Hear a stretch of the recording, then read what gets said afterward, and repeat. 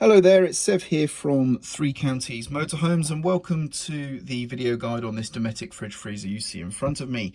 Very simple operation here. So if you've used a three-way fridge before, then you're going to have no problems whatsoever. If you haven't, it's going to be very easy to use nonetheless.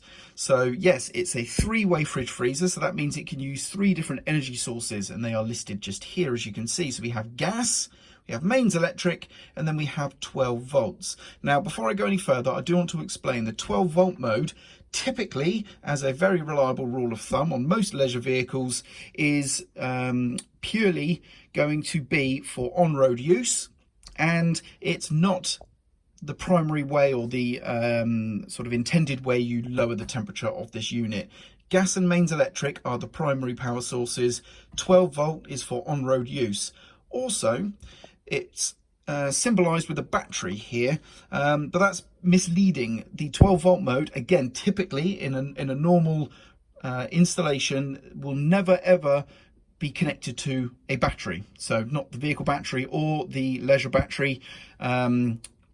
It's actually connected or looking for power from the engine's alternator. Again, because it's an on-road energy source, it requires the engine to be running, and that's where it's taking its 12 volt power from. So neither of the batteries, so this can be misleading. Okay, so just to get that out of the way, a lot of people think if you put it onto this mode it's going to be running from your leisure battery, for example, and that's just simply not the case. So how do we turn it on and use the different energy sources? Well, it's quite simple. It's this dial just here. So the first position is going to be gas, and I'm going to turn that off again just so you can hear. When I turn it to gas, yes, we get the yellow light, but it flickers as the inbuilt automatic igniter tries to ignite the gas that's being now supplied in. It's completely automatic, you don't have to do anything, but if you listen, you'll hear it clicking and then you'll hear it light.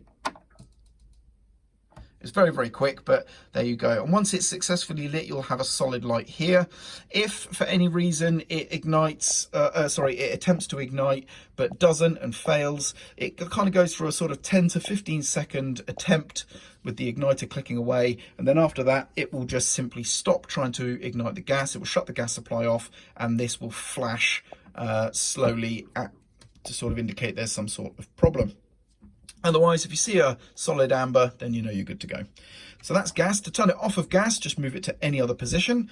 We're going to go to mains electric, and that's what mains electric looks like. So now we're running from a main supply. Of course, you need to have your leisure vehicle plugged into mains electric for this to work, but there we go.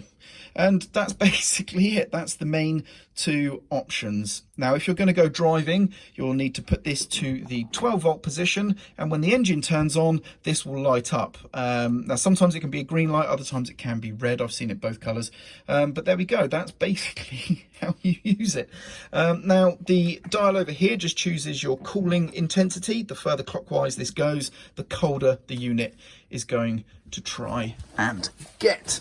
Now, as mentioned, the 12 volt mode is an on-road setting, okay? So it's not going to be able to really cool the fridge freezer down very successfully, if at all.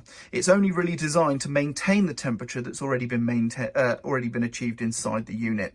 So you use mains electric or gas to get the fridge cold, and then you use the 12 volt mode to actually maintain that when you're on the road driving from A to B.